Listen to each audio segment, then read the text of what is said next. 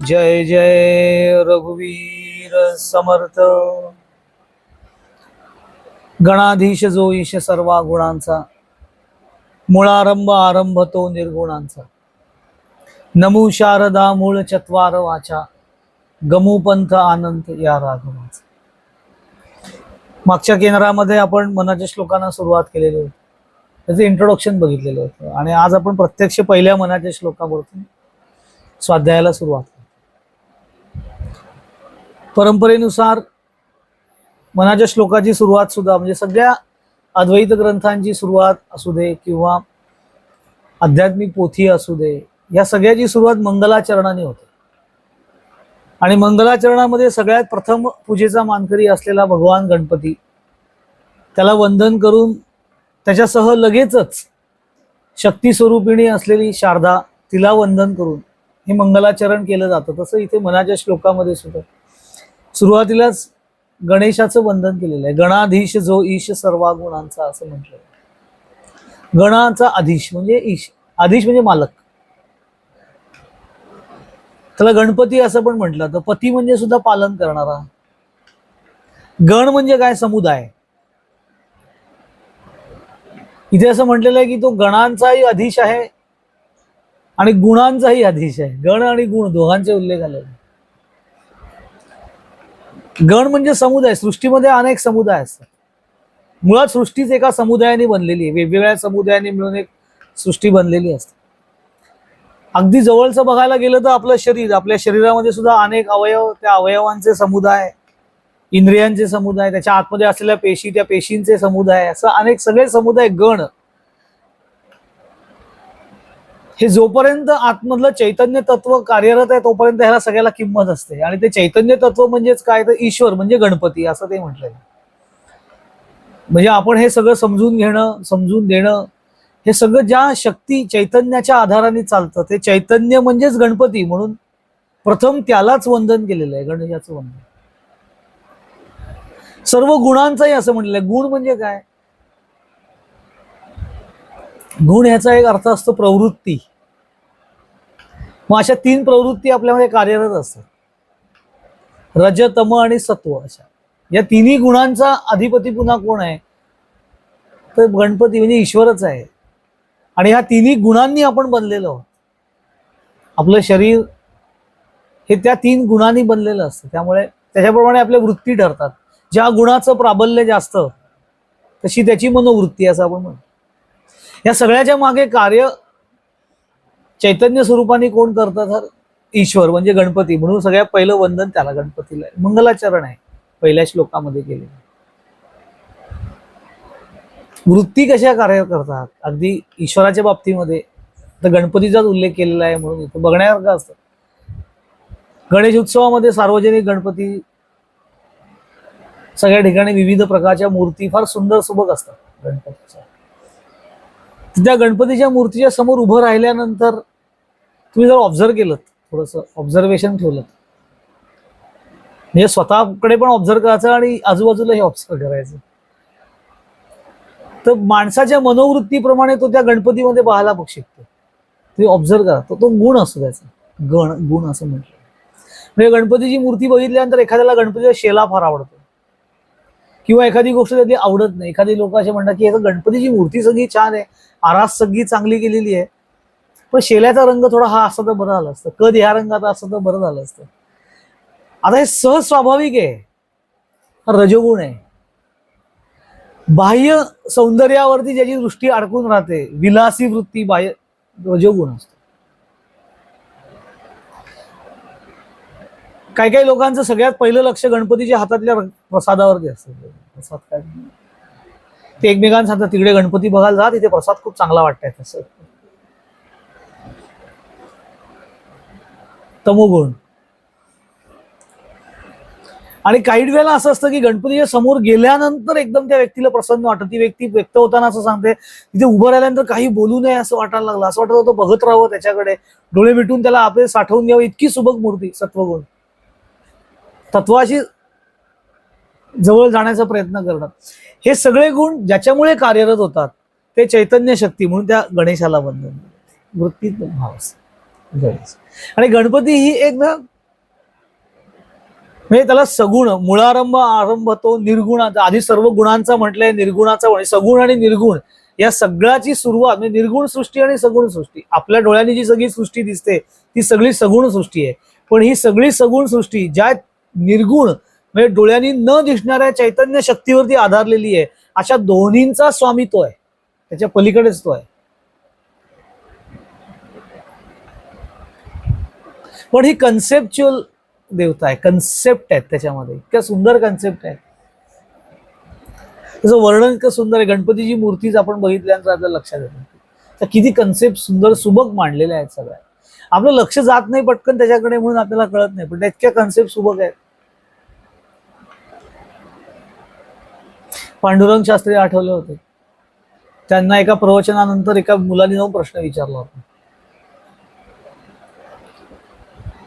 की गणपतीला हत्तीचं डोकं का.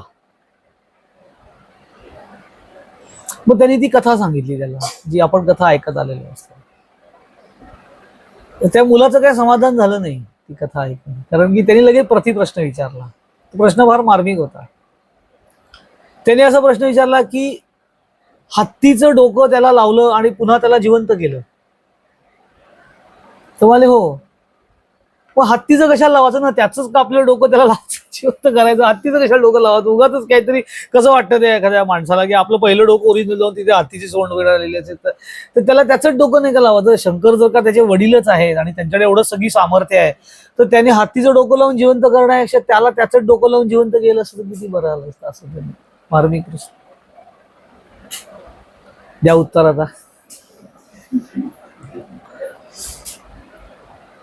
तर मुळात काय त्या सगळ्या कन्सेप्ट आहेत, लक्षात ठेवल्या पाहिजे. त्याला गणपती असं म्हटलेलं आहे किंवा गणाधीश असं म्हटलेलं आहे. अधीश म्हणजे स्वामी, मालक, प्रमुख. मग प्रमुखाचं प्रतीक कसं असलं पाहिजे, तर बेसिकली तो बुद्धिमान असायला पाहिजे, अत्यंत बुद्धिमान, आणि त्याची प्रत्येक गोष्ट ही विशेष असली पाहिजे. अशी विशेष असलेली गोष्ट म्हणजे प्रत्येक गोष्टीमध्ये विशेषता असणं, बुद्धिमान असणं,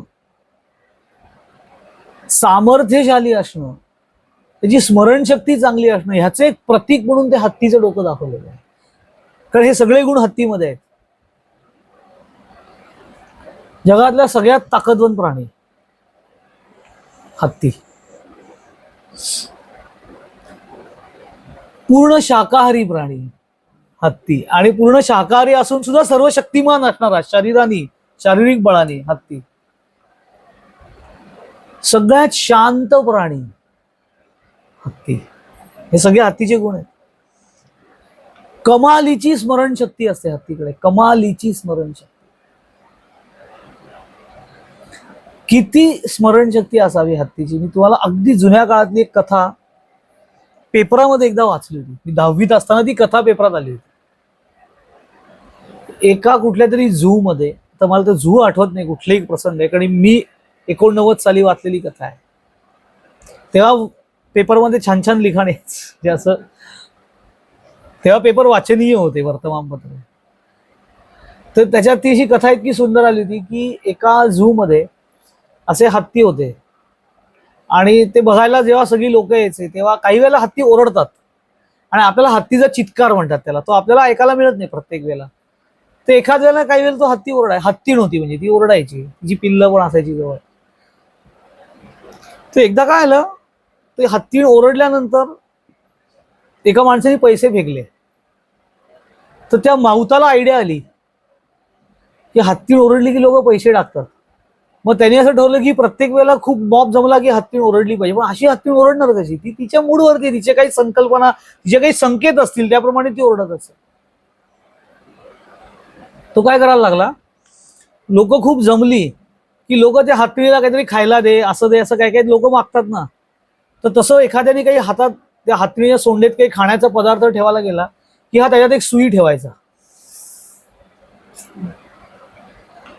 किती हत्ती पटकन अनावधानाने ते तोंडात टाकलं की तिला ते लागायचं आणि ती एकदम चित्कार करायची. लोकांना हे काही माहिती नव्हतं, लोक पैसे टाकायचे. त्याचा हा खेळच चालू झाला. एक दिवस तिच्या जिवारी लागलं हत्तीने कधी जिवारी लागलं, जेव्हा त्या माहुताने एक दिवस कणकीचा गोळा सुया भरून हत्तीला न देता तिच्या पिल्लाला दिला आणि तो कळवळला आणि ती एकदम बेफान झाली. हत्तीने ती जेवढी शांत आहे ती तेवढी तापल्यानंतर मग तिला कंट्रोल करणं अशक्य, आणि ती इतकी गरम झाली आणि तिला ज्या ह्याला बांधलेलं होतं तिने ते उखडून काढलं आणि ती पिसाटली. हत्तीण पिसाटल्यावरती स्वतः सगळं संपल्यात जमा आहे, म्हणजे असं हत्तीला थांबवता येत नाही जाऊन. तर तिने खूप नासधूस करायला सुरुवात केली वगैरे, आणि मग सगळे घाबरले, करायचं काय. नंतर ती एकदम बेछूट सुटली आणि अख्ख्या झू मध्ये पळत सुटली. मग ते जी दिसेल ती गाडी दिसू दे काय दिसू दे फेकून द्यायला लागली. सुदैवाने त्या हत्तीणीचा आधीचा जो माऊत होता, जो रिटायर झालेला होता, तो काही कारणास्तव त्या झू मध्ये आलेला होता आणि त्याला आल्यानंतर कळलं की अशी अशी हत्तीण, ज्या हत्तीणीची त्यांनी अनेक वर्ष सेवा केली होती माऊत म्हणून, ती पिसाळलेली आहे. तर तिला थांबवणार कसं. तर शेवटी एक आपल्याकडे शेवटचा पर्याय मानवाकडे असतो की असं जेव्हा पिसाळलेलं एखादं जनावर असतं की ते काही केल्या आवरता येत नाही, त्यावेळेला त्याला गोळी मारून मारलं, पर्याय नसतो दुसरा. चूक कुणाची, सजा कोणाला असेल. त्याप्रमाणे असा निर्णय घेण्यात आला की आता काही नाही, आता हिला त्या डबल बोरच्या गननी मारून टाकला. तर त्या माहुताला कळल्या ती तो मला की मी एकदा प्रयत्न करतो, मग तुम्ही काय तो निर्णय घ्या, असं म्हणून ती जी पिसाळलेली होती ती मानाबिना हलवत होती, झाडं उपटत होती. तर हा तिच्या समोर जाऊन उभा राहिला आणि तिच्याकडे बघितलं आणि जोरात ओरडला, तिचा आवाज घेऊन. त्या हत्तीला एक नाव होतं आणि नाव घेतलं आणि ते ओढत मला, अरे क्या कर रही है, पगली हो गई क्या, असं म्हटल्यावरती तिने त्याला बघितलं आणि ती शांत झाली एकदम. मग तो जवळ गेला तिच्या, तिने सोंडेवरनं हात वगैरे फिरवला आणि त्याला लक्षात आलं काय झालंय ते त्या हत्तीच्या पिल्लाला. मग पुढे त्या कथेमध्ये आहे की त्याच्यावरती त्या केस झाली आणि अमुक तमुक वगैरे सगळं. पण एवढी स्मरणशक्ती आहे, ती व्यक्ती रिटायर झालेली होती, परंतु त्याचा आवाज ऐकल्यावरती ती थांबली, कारण की तिचं आणि त्याचं एक नातं जोडलेलं होतं. कमालीची स्मरणशक्ती. ही सगळी प्रतीक, ज्याला आपण नायक म्हणतो, तो नायक कसा असला पाहिजे त्याची सुरुवातच त्या हत्तीच्या चेहऱ्यापासून आहे, म्हणून त्याला हत्तीचं नाव. प्रचंड बुद्धिमान आहे, बुद्धीची देवताच म्हटलं जातं गणपतीला, म्हणून प्रचंड बुद्धिमान आहे. अमर्याद बुद्धिमत्ता, अमर्याद स्मरणशक्ती. मग त्याचे एक एक इंद्रिय गणपतीची. हे सगळ्यात पहिले त्याचे डोळे खूप बारीक असतात. हत्तीचं शरीर एवढं मोठं आहे पण त्याचे डोळे बारीक असतात. तर ते प्रतीक आहे की त्याची दृष्टी सूक्ष्म आहे. सूक्ष्मातलं सूक्ष्म बघण्याची दृष्टी हत्तीकडे आहे, ती नायकाकडे असते. म्हणजे असं सांगितलं जातं की गवताच्या गंजीमध्ये लपलेली सुई सुद्धा हत्तीला दिसू शकते जर मनात आणलं हत्तीने तर. असं इतकी सूक्ष्म दृष्टी त्याची आहे असं म्हटलं जातं. त्यामुळे हत्ती म्हणजे गणपतीकडनं आपण हे शिकण्यासारखं असतं की आपली दृष्टी पण अशी सूक्ष्म असली पाहिजे. जास्तीत जास्त चांगलं बघण्याची दृष्टी आपल्याला प्राप्त व्हावी याचं प्रतीक म्हणून ती गणपतीला हत्तीची दृष्टी दाखवली, सूक्ष्म दृष्टी आहे. आणि ईश्वराला जर का पाहायचं असेल, समजून घ्यायचं असेल तर असं सूक्ष्मामध्येच उतरायला लागतं, म्हणून ती सूक्ष्म दृष्टी आपल्याला प्राप्त व्हावी म्हणून गणपती. मोठे कान आहेत त्याचे, आपण लहानपणी शिकत आलेलो की त्याचे कान सुपासारखे असतात आणि ते सतत हालत असतात. हत्तीचे कान सतत हालत असतात. त्याच्यावरती कबीरांचा दोहा आहे, सार सार को ग्रह लई थोथा देई उडाय. की सूप काय काम करतं की सुपामध्ये जेव्हा अन्न पाखडलं जातं धान्य, त्यावेळेला त्याच्यातलं जो थोथा म्हणजे जे काय जव असतं सगळं उडतं, धान्य फक्त सुपात राहतं. तसं हत्तीचे कान आपल्याला शिकवतात की आपण जगामध्ये ऐकावं सगळं. समर्थ म्हणतात तसं बहुत श्रुत करावे परंतु सार वेचित जावे. ते हत्तीचे कान म्हणजे गणपतीचे कान आपल्याला सांगतात की कान आपल्याला परमेश्वराने दिलेले आहे, त्याच्या कानावरती अनेक गोष्टी पडणार आहेत, पण मी मनात काय ठेवायचं, काय ग्रहण करायचं ते माझं मला कळलं पाहिजे विवेकाने. त्याचं प्रतीक म्हणून ते हत्तीचे कान आहे. पुढे गेल्यानंतर त्याची सोंड आहे, ती लांब आहे, सोंडच आहे त्यामुळे ती लांब असते. जीवनामध्ये जीवन आपण जगत असताना बऱ्या वाईट गोष्टी आपल्या आयुष्यामध्ये घडत असतात. काही वेळेला त्याची आपल्याला चाहूल लागते, काही वेळेला लागत नाही. पण गणपती सांगतो की आपण नेहमी सावध असलं पाहिजे की येणाऱ्या कुठल्याही संकटाची सुद्धा आणि चांगल्या गोष्टींची सुद्धा आपल्याला चाहूल लागली पाहिजे. त्याची सोंड लांब असते. तो सोंडेनी श्वास घेतो. बरं, वास घेणं हे घेणं सगळं अति सोंडेनी. पुढे गेल्यानंतर त्याचे दात आहेत, सुळे, त्यातलं एक सुळा पूर्ण असतो, एक अर्धा असतो. त्याच्या पण सुंदर कथा आहेत गणपतीच्या.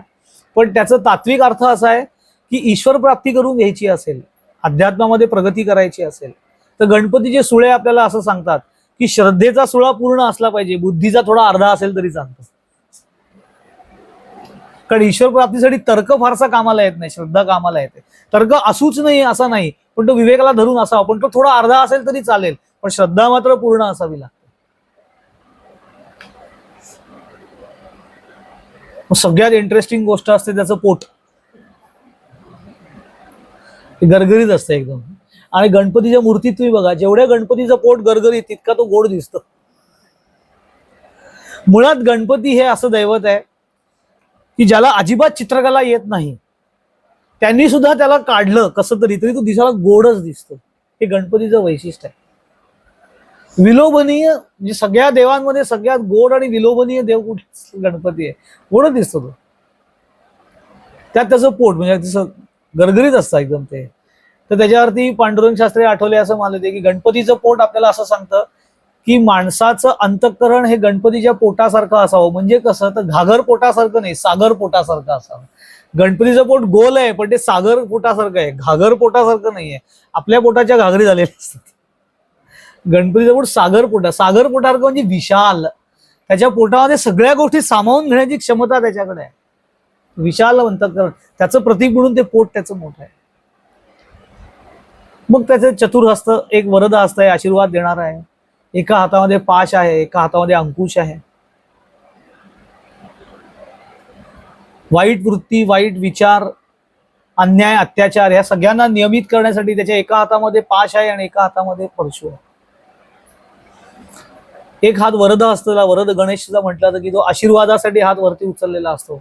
आणि एका उजव्या हातात एक हात असा असतो आणि एक हात असा असतो. त्याच्यावरती मोदक ठेवलेला असतो.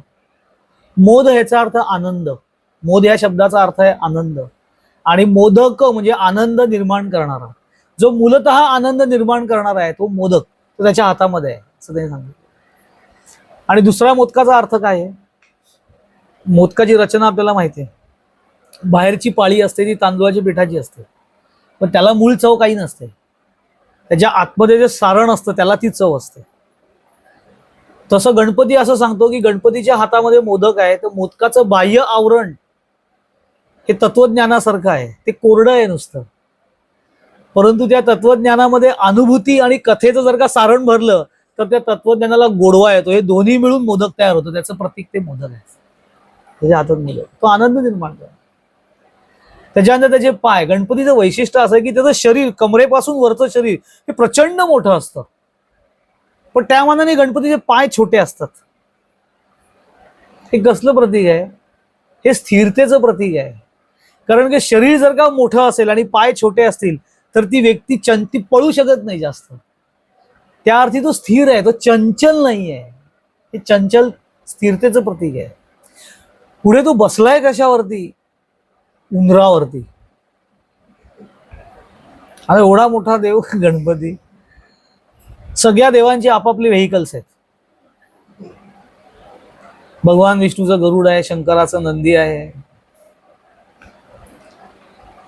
देवीची व्हेकल्स इंटरेस्टिंगच आहेत सगळे. वाघ, सिंह, ऑर्डिनरी नाहीच काही.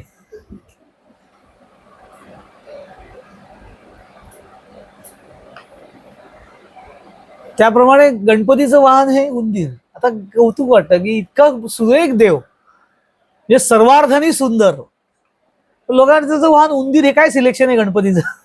काय सिलेक्ट केलं? उंदीर सिलेक्ट केलं. कन्सेप्ट आहे. बरं, उंदीर सुद्धा पांढरा नाहीये, काळाच आहे. उंदीर हे काळाचं प्रतीक आहे. अशी कुठलीही गोष्ट नाही जी उंदीर कुरतडत नाही, सगळं कुरतड. तसं काळ हे सगळं कुरतडतो. काळाच्या पोटात सगळं जातं.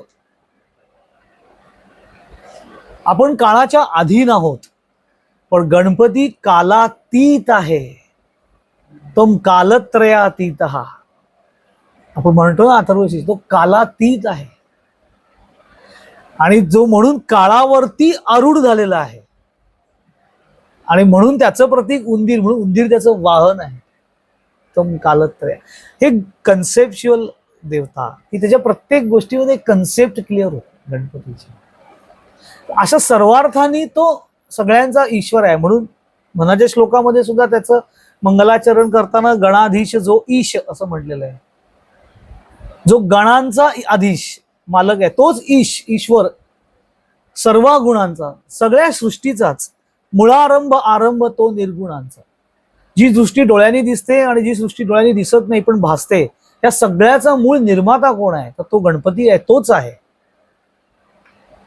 मग तो गणपती व्यक्त कशामुळे होतो? कारण की हे सगळं ईश्वरी ज्ञान व्यक्त ज्याच्यामुळे होतं, ती जी शक्ती आहे त्या शक्तीला त्यांनी शारदा म्हटलेलं आहे. म्हणून त्यांनी लगेच जोडून पुढे असं म्हटलं, नमो शारदा मूळ. इथे सुद्धा मूळ म्हटलेलं आहे. नमो शारदा मूळ चत्वार वाचा. शारदा म्हणजे शक्ती स्वरूपिणी. प्रकृती आणि पुरुष अशा दोन भिन्न गोष्टी मानलेल्या आहेत. भिन्न याचा अर्थ समजून घेण्यासाठी. एकदा ना असं झालं होतं की कुणीतरी स्वामींना असा प्रश्न विचारला, जुन्या काळामध्ये ना तुम्ही काली मातेची एक प्रतिमा बघितली असेल लोकांकडे, फोटो हल्ली कमी असतो, तो बऱ्या पूर्वीच्या लोकांकडे आहेत ते जे देव असतील की ज्याच्यामध्ये काली माता तिच्या रुद्र स्वरूपामध्ये आहे. चंडमुंड राक्षसांची युद्ध झाल्यानंतर गळ्यात ती मुंडक्यांची माळ, कमरेला संपूर्ण हात कापलेले तिचे लावलेले सगळे असे, असं ते भयानक रुद्र स्वरूप काली मातेचं. जीभ बाहेर काढलेली, एका हातात मुंडकं कापलेलं, एका हातामध्ये तो परशू धरलेला, तिने फरशी तिची मोठी ती मारण्याची शस्त्र तिचं. आणि सगळ्यात इंटरेस्टिंग काय तर ती उभी कुणावरती तर खालती भगवान शंकर उताणे पडलेले, त्यांच्या छातीवरती एक पाय देऊन ती उभी आहे. असं ते प्रतीक आहे. स्वामींनी तर विचारलं, स्वामी हे असा फोटो काय, त्याचा अर्थ काय आहे? स्वामी मिस्किल असायचे. स्वामी म्हणाले तुझं लग्न आलंय? तर तो मला नाही, मग तुला नाही कळणार आहे.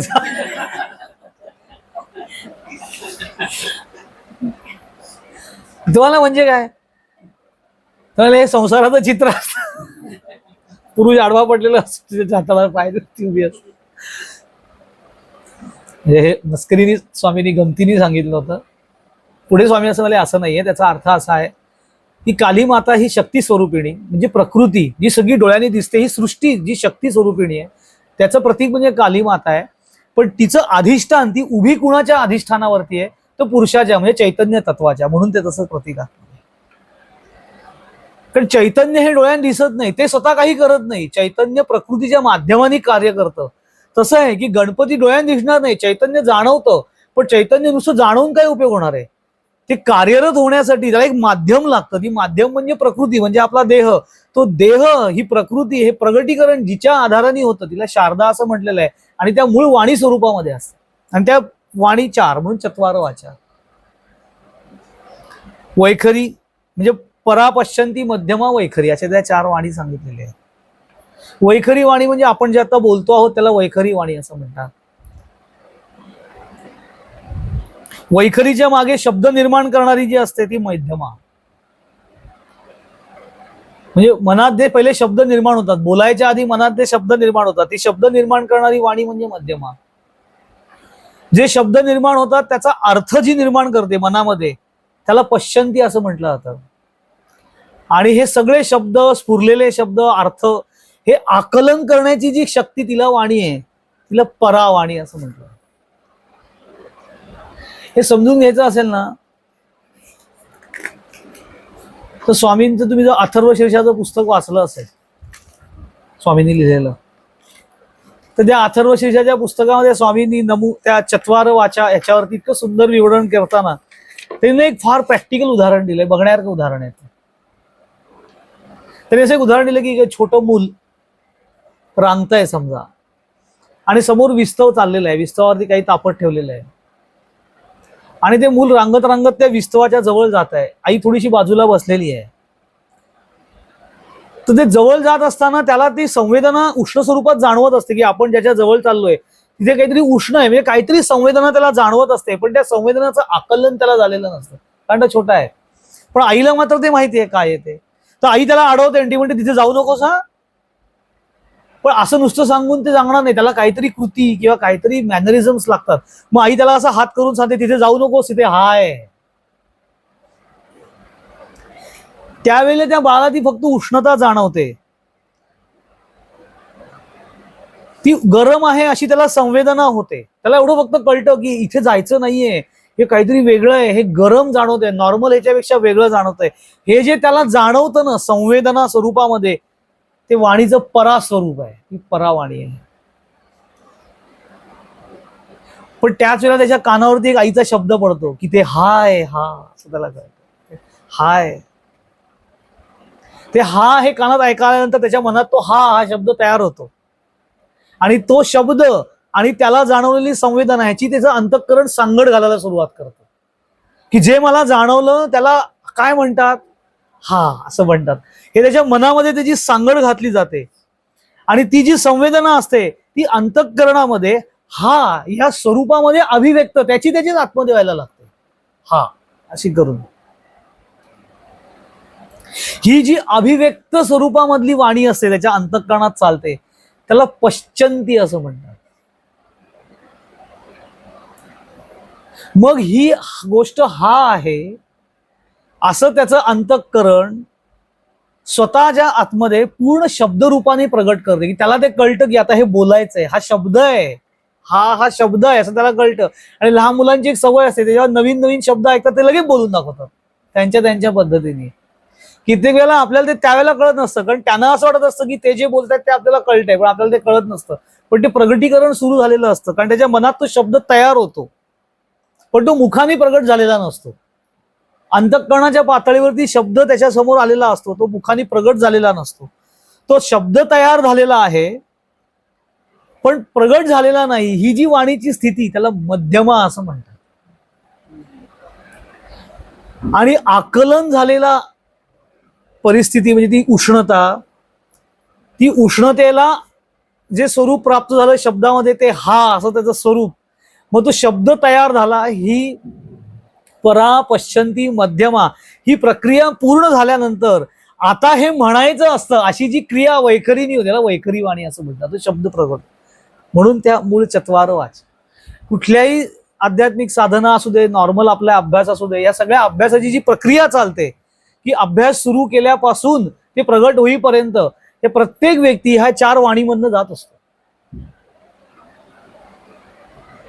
परा पश्चंती मध्यमा आणि वैखरी.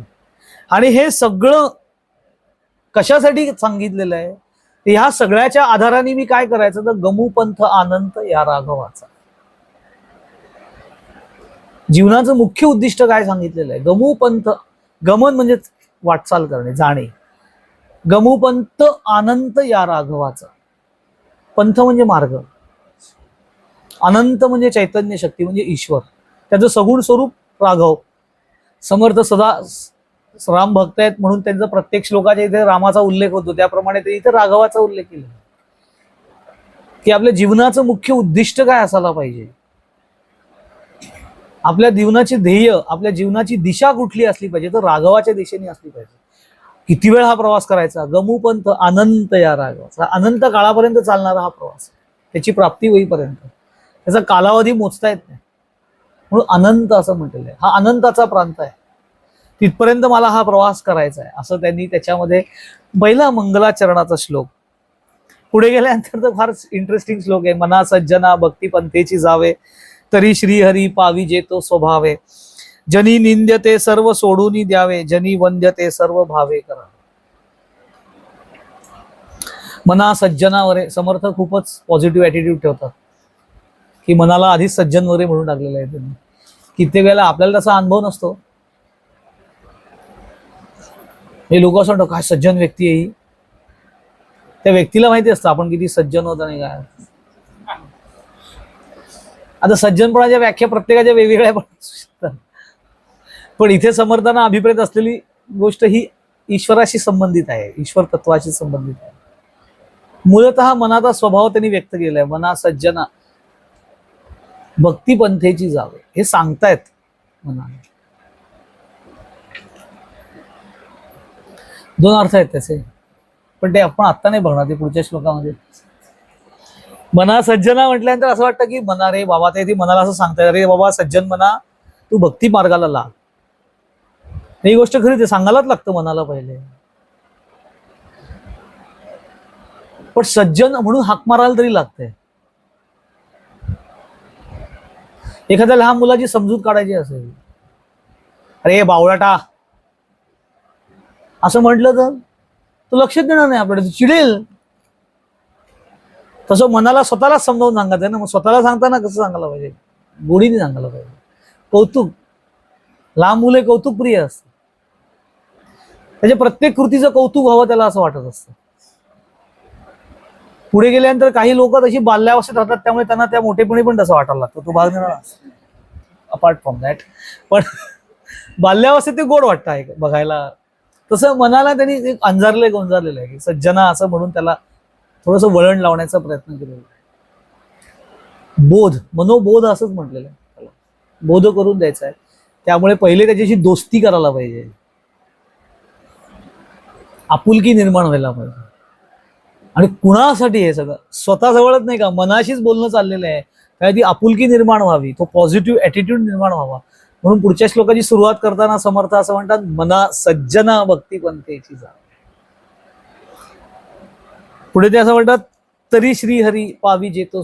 काही वेळेला पाठभेद असतो इथे. काही मनाच्या श्लोकामध्ये जरी श्रीहरी असं पण मी वाचलेलं आहे, काही ठिकाणी तरी श्रीहरी असतं. पण त्यांनी फारसं काही अर्थामध्ये बिघडत नाही. आपण ते पुढच्या वेळेला जेव्हा केंद्रामध्ये होते, दुसऱ्या श्लोकावरती आपण जेव्हा अभ्यास करू त्यावेळेला ते पुढच्या श्लोकामध्ये. तोपर्यंत इथेच थांबूया. हरिओमच. सदा सर्वदा योग तुझा घडावा, तुझे कारणी देह माझा पडावा. उपेक्षू नको गुणवंता अनंता, रघुनायका मागणे हेची आता. उपासनेला दृढ चाल व्हावे, भूदेव संतांसी सदा नमावे. सत्कर्म योगे वय घालवावे, सर्वामुखी मंगल बोलवावे. जय जय रघुवीर समर्थ.